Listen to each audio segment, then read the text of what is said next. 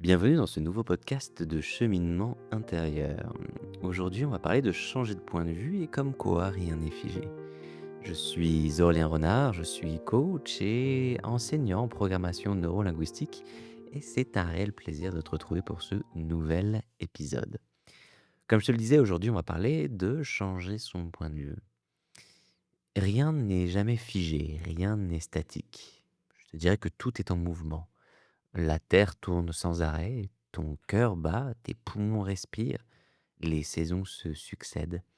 Même le ver finit par se transformer en papillon.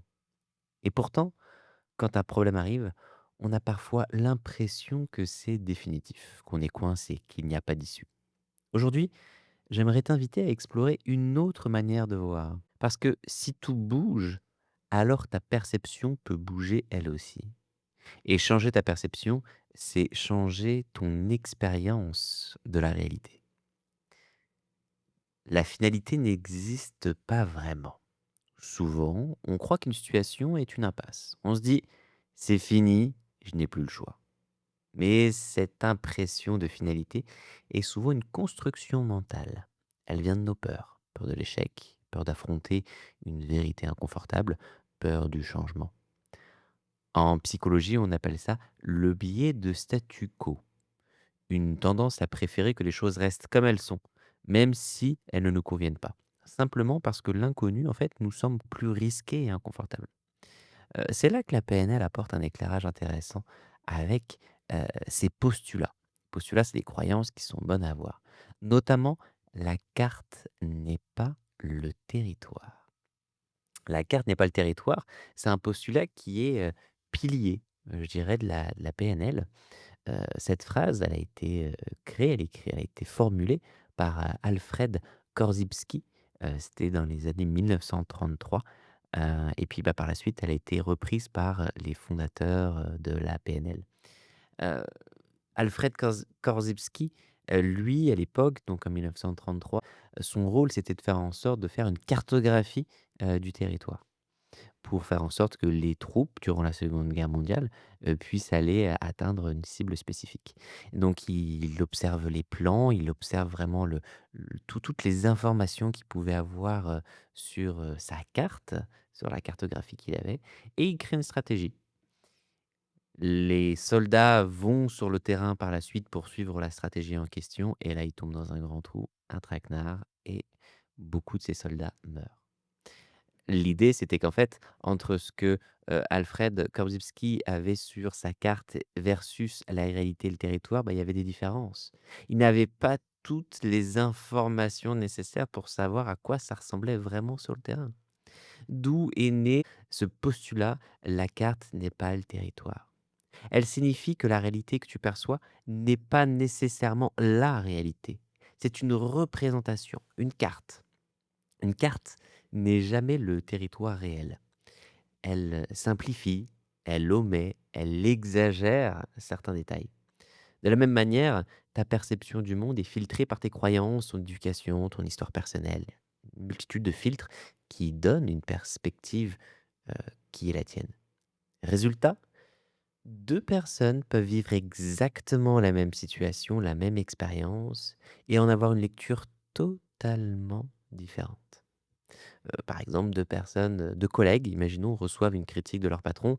L'un peut entendre: «Je suis nul, je vais perdre ma job» et puis l'autre, entend: «J'ai une piste pour progresser, je vais m'améliorer».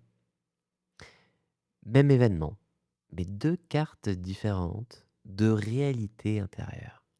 En neurosciences, on sait aujourd'hui que le cerveau n'enregistre pas la réalité brute. Elle construit une version utile, adaptée à ce qu'il croit être important pour toi. C'est ce qu'on appelle le cerveau prédictif. Il anticipe et reconstruit en permanence. Il y a un autre point aussi qui est important de prendre en considération, c'est la systémique, ce qui permet d'élargir le regard. Un autre cadre de pensée qui aide à comprendre qu'aucun point de vue n'est figé. Bah, c'est ça, c'est la systémique. La systémique part du principe simple. Un élément n'existe jamais isolé. Il fait toujours partie d'un système plus vaste. Je te donne un exemple pour illustrer. Un enfant qui a de mauvais résultats à l'école n'est pas seulement un mauvais élève. Il fait partie d'un système, par exemple sa famille, sa classe, son environnement. Si à la maison, les tensions sont fortes, cela peut influencer son attention à l'école. Si dans la classe, le climat est compétitif, cela peut affecter sa confiance. Changer un élément du système peut transformer toute la dynamique. Tu sais, puis tu l'as déjà vu, je suis convaincu. Tu sais, quand ça va un peu moins bien dans ta vie personnelle, bah, ça peut avoir des impacts sur ta vie amicale, sentimentale, professionnelle. Il y a un impact systémique. On fait partie du système. C'est exactement comme lorsqu'on observe un mobile suspendu au plafond. Si tu touches une seule pièce, c'est tout l'équilibre qui se modifie. Ou bien, j'aime aussi à dire que c'est un peu comme un cube Rubik. Tu fais un quart de tour, il est complètement fini, tout beau, tout propre. Tu fais un autre quart de tour, il est complètement foqué. Donc, dans cette logique, un problème n'est jamais une vérité absolue. C'est une manière de regarder un système à un instant donné. Et en changeant ton angle, tu peux voir toute autre possibilité émerger. C'est pour ça qu'en coaching systémique, on cherche à multiplier les points de vue. On invite la personne à se demander: comment un proche voit-il sa situation? Comment ce problème s'inscrit-il dans un ensemble plus large? Que se passerait-il si je déplaçais mon regard? On va vraiment inviter à agrandir notre perception de la situation, élargir, enlever nos œillères pour avoir un plan plus large de la situation. Et cette approche, a rejoint directement la PNL. Ta carte n'est pas le territoire et le territoire lui-même dépend du système dans lequel tu t'inscris. Il y a une métaphore que j'aime beaucoup donner en lien avec ça, c'est la métaphore de la fourmi et de l'aigle. J'aime beaucoup cette image. Je vais vraiment t'inviter à imaginer une fourmi. Tu sais, une fourmi, elle suit ses amis fourmis, elle suit les phéromones, elle avance sur son chemin, concentrée sur ses petites pattes. Et soudain, un obstacle déboule. Une roche se met sur sa route. À ce moment-là, la petite fourmi, pour elle, cette roche, c'est une montagne, c'est infranchissable. Elle n'a pas de solution, peut-être juste une qui est faire demi-tour. Mais maintenant, si on regarde la scène d'un autre point de vue, on a l'aigle qui est tout en haut, qui lui a une vision 360, une vue perçante. Lui, perché dans le ciel, il voit que cet obstacle n'est pas si énorme. Il voit qu'il y a des chemins autour, des détours possibles, peut-être même un passage qu'on ne devine pas nécessairement à ras du sol.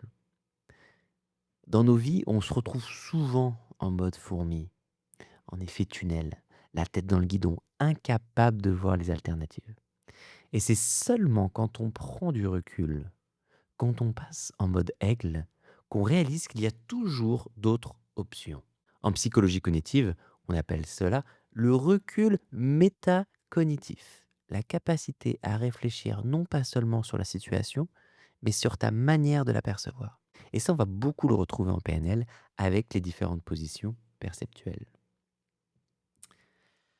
Alors, comment changer son point de vue? Je vais te partager des outils qui vont te permettre de faire en sorte d'être appliqué dans ta vie de tous les jours. Tu sais que j'aime bien ça, pouvoir exposer de la théorie, mais aussi donner des outils qui peuvent être bénéfiques et applicables pour toi. Je te dirais que le premier outil, l'outil numéro un, serait le recadrage. Pourquoi ça marche? En fait, ton cerveau ne vit pas directement la réalité, mais l'histoire que tu te racontes à propos de la réalité. Changer le cadre, c'est changer l'expérience émotionnelle. Alors, comment on pourrait faire ça? Bah, dans un premier temps, je t'inviterais à identifier la pensée négative que tu as sur la situation. Par exemple, c'est un échec. Dans un deuxième temps, demande-toi, qu'est-ce que ça peut encore signifier d'autre? Dans un troisième temps, propose au moins 3 nouveaux cadres possibles. Dans un quatrième temps, choisis celui qui te donne de l'énergie pour avancer. Je te donne un petit exemple concret. Exemple, tu rates un entretien d'embauche. La carte, en mode fourmi, c'est: «Je suis nul, personne ne voudra de moi». Puis, bah, si on prend, heu, là, en mode carte de l'aigle, ça serait: «Cet entretien m'a préparé pour le prochain, je sais quoi améliorer». L'idée, c'est d'aller voir d'autres alternatives en lien avec l'événement que tu as vécu. Il y a beaucoup de recherches sur la restructuration cognitive qui montrent que recadrer une situation réduit l'activité de l'amygdale, hein, donc la zone du stress, et augmente l'activité du cortex préfrontal, la zone de réflexion. J'en parle souvent de ces zones-là, mais c'est des zones qui régissent notre vie, donc c'est toujours intéressant de se dire, OK, ça, cette action-là, c'est aussi prouvé scientifiquement et ça vient jouer sur ces parties. Donc, amuse-toi. On a un deuxième outil que j'ai envie de te partager. C'est le changer de niveau logique. Je t'en parlais un petit peu tout à l'heure. Les positions perceptuelles, pourquoi ça marche? Bah, en fait, en restant enfermé dans ton seul point de vue, tu limites tes solutions. Mais en explorant d'autres perspectives, tu enrichis ta carte. Donc comment faire? C'est très simple. Choisis une situation de blocage.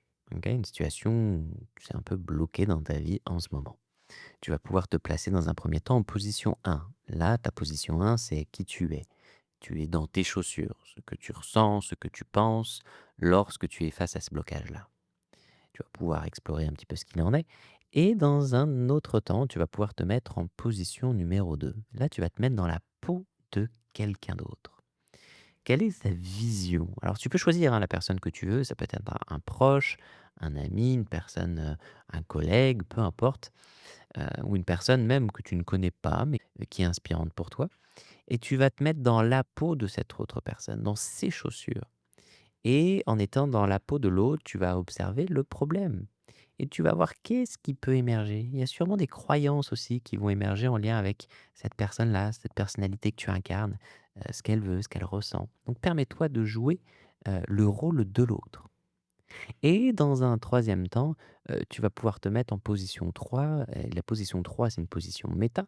Ça va être vraiment d'être observateur. Imaginez être observatrice, observateur neutre. Qu'est-ce que tu observes de, cette position 1 et qu'est-ce que tu observes de cette position 2? Et reviens à ta position initiale, donc en position 1, à un fait d'être enrichi de ces perspectives que tu as pu mettre à jour et mettre en lumière. Il y avait, une personne que j'accompagnais où c'était vraiment en lien avec, une dispute avec son frère suite à un héritage et le fait d'aller utiliser les positions perceptuelles, donc se mettre dans la peau de la position 2, là, mettre dans sa peau de son frère, a vraiment permis de faire en sorte d'avoir une nouvelle vision pour lui de la situation. Il a réalisé en fait que son frère, à travers ça, cherchait de la reconnaissance, mais pas plus d'argent que ça. Et le conflit a changé complètement et s'est complètement atténué et apaisé. Et ça arrivait très souvent aussi avec des relations, interpersonnelles. Donc on peut le faire à travers un blocage que je rencontre moi personnellement et puis aller chercher des points de vue différents dans ces positions 1, position 2 et position 3. Mais ça peut être aussi en lien avec un conflit qu'on peut avoir avec une personne. On rentre dans la peau de l'autre. Le troisième outil que je te partage aujourd'hui, c'est le recul scientifique, qui est le self-distancing, comme on peut appeler. Pourquoi ça marche? Bah, en fait, quand tu es immergé dans une émotion, ton jugement se rétrécit. Prendre de la distance élargit ton cadre. Comment faire? Parle de toi à la troisième personne. Qu'est-ce que Aurélien devrait faire? Imagine que tu conseilles un ami dans ta situation. Qu'est-ce que tu lui dirais? Et puis, bah, écris la scène dans un journal comme si tu étais extérieur à l'histoire. Exemple concret, un étudiant stressé avant un examen se dit que dirait un ami bienveillant? Bah, la réponse, ça pourrait être tu as travaillé, tu es prêt. Des études à l'université du Michigan montrent que le self-distancing réduit l'intensité émotionnelle et améliore la clarté des décisions. Donc, souvent en PNL, c'est ce qu'on va appeler la dissociation. La pleine conscience, validée par Harvard, renforce aussi, les zones du cerveau liées à la régulation émotionnelle. Et quatrième outil, c'est la clé de la flexibilité psychologique. Ce qui fait la différence entre une personne qui reste coincée et une autre qui avance n'est pas l'absence de problème, c'est la flexibilité psychologique. La capacité à changer de carte quand la carte actuelle ne sert plus. Stephen Hayes, fondateur de la thérapie ACT, Acceptance and Commitment Therapy, a montré que cette flexibilité est le meilleur prédicteur du bien-être psychologique.